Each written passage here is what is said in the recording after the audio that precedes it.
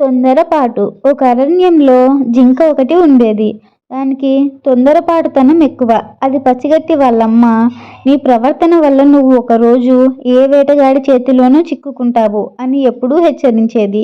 కానీ తల్లి మాటలు ఈ జింకపిల్ల ఏ రోజూ పట్టించుకునేది కాదు. చాలా నిర్లక్ష్యంగా తల్లి మాటల్ని కొట్టిపారేసేది. తన ప్రవర్తనను మార్చుకోవడానికి ప్రయత్నించేది కాదు. ఒకరోజు కొందరు వేటగాళ్ళు ఒక జింకను తరమడం ప్రారంభించారు.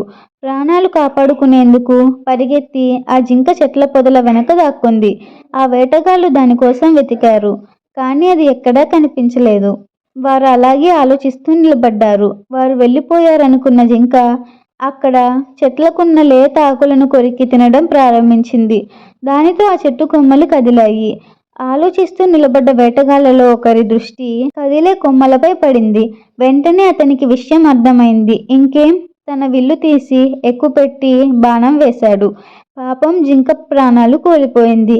దాని తొందరపాటే దాని ప్రాణాల మీదకు తెచ్చింది.